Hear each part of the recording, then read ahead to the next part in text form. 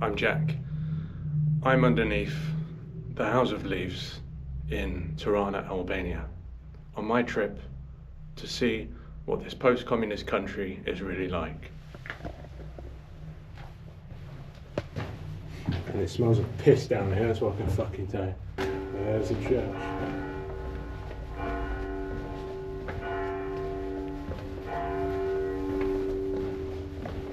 Let's go and have a look and explore.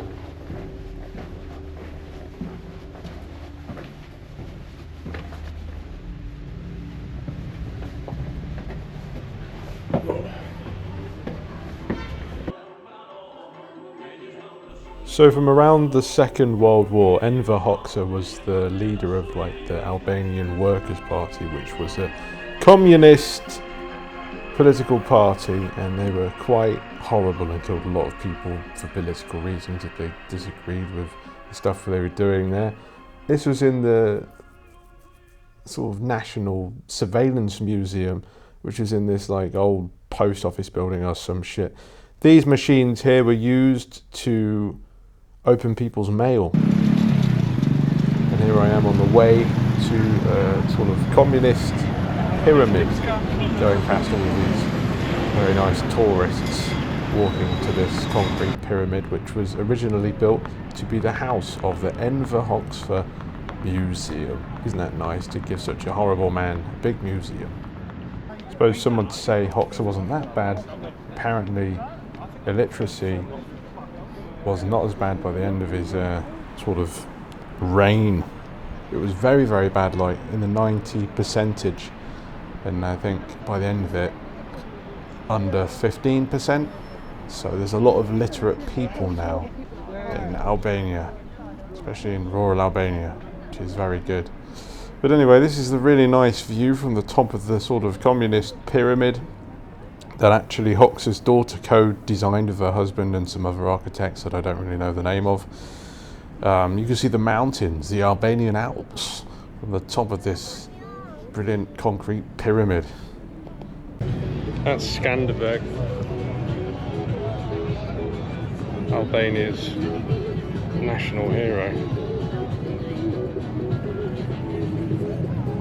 During the communist regime, there was actually a statue of Stalin where the Skanderberg statue is now, and all of these stones I'm walking across are from different parts of Albania. They kind of represent the coming together of all Albanians in one of the largest pedestrianised zones in the whole of the Balkan area.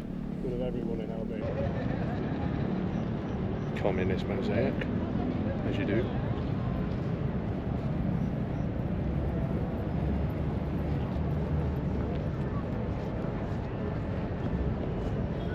Opera House. It's really nice in Albania. It feels like a modern city. There's relics of this communist architecture around, but a lot of it's been destroyed, and they're building more modern architecture around the city. What's really nice is that you can go and walk in the square and you can see mountains around you, and you can get really cheap coffee and beer and anything you want. It's really cheap. I did get ripped off the other night at a restaurant. Wasn't really impressed with the food in Albania. I try to try the traditional food, but it is quite bland. Apparently the main religion in Albania is Muslim, but you don't see that many people in full headdresses and stuff. I did just pop in a church or a cathedral of some kind. I'll show you a video of it now. This church is incredibly beautiful. It was renovated after the fall of communism in the 90s, because in the 60s the communists in Albania actually shut down and banned all religion, and they became an atheist country.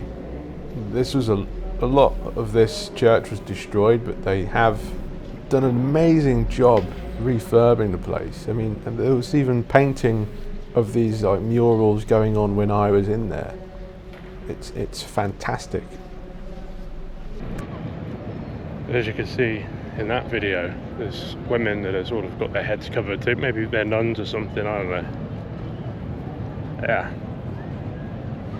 Here's me walking down sort of marketplace and seeing this strange wig shop with these two fellas here with fake moustaches, obviously to do with espionage. There's a lot of fake goods along this market, which you'll see. I think there's a big thing in Eastern Europe where a lot of men, a lot of women are really into like big brand names and stuff, but I don't think they really care if they're real or not. I think it's like a status thing. I think it's an anti-communist thing. And there's also a lot of Albanian flags, because in Albania they are quite patriotic about being Albanian. So you'll see a lot of the flags everywhere you'll go. I think that patriotism is a good thing and a bad thing. I didn't really experience any kind of prejudice when I went there, but obviously I do look similar to most men there. I mean, I do have a buzz cut and I have like a sharp beard. They could probably tell I was a tourist as soon as I opened my mouth though.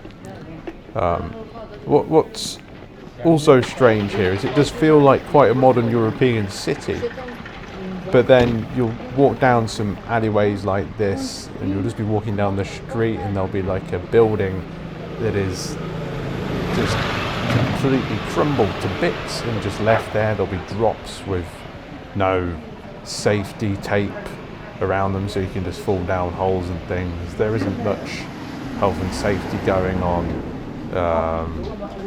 Yeah. Overall, I would say that Albania feels like quite a safe place to go.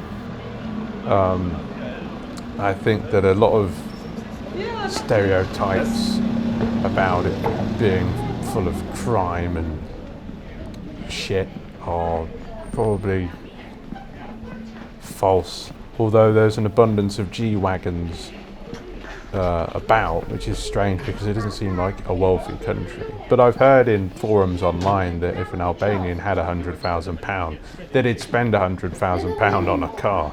So they might just be driving them, but only be quite rich in assets rather than cash. That seems like quite a lad thing to do, to be honest. There's a lot of sort of mad lads there, I think, that are into their flashy shit. There's a lot of these electric scooters like everywhere in Europe at the minute, which are quite annoying. I don't like them. Yeah, this is just a walk down an alleyway. And as I said before, the food here is pretty shit. I don't really like the traditional food. I do like meatballs and stuff, but it's really plain. There's not much spice going on, not much spice action. I was delayed in the airport on the way back and I tried one of the sort of cheese and spinach pastries that the country is renowned for. Again, very underwhelmed, very boring and bland. Not to slag the country off, the people are nice, but the food, really bland. I'm sure that I would have enjoyed having some Italian food much more, and I could see that on TripAdvisor that like the top restaurants were Italian restaurants, like just pizzerias, just bog standard pizzerias. But yeah, overall, enjoyed the trip. If I go again, I think I'd go with someone else. I think for a solo person, Tirana for more than one night is pretty boring. There's not that much to do. Yeah. Thanks for watching. This has been me having a look around Tirana in Albania. I went there because the flights were really cheap on Skyscanner. I'd recommend everyone to go and have a look on Skyscanner at cheap flights and explore the world, because we are all going to die. There is no running away from the fact that we are all going to die. Everyone we know and love is going to die. All of the people in this video that you have seen today are going to die. So go and do shit. Do something. Make yourself uncomfortable by doing something like I've done. I've gone to a foreign country over 1,000 miles away from where I live, first time alone, couldn't really understand anyone. It was fine. Mostly it will be fine, sometimes it won't be fine, but yeah. Thanks for watching. Cheers.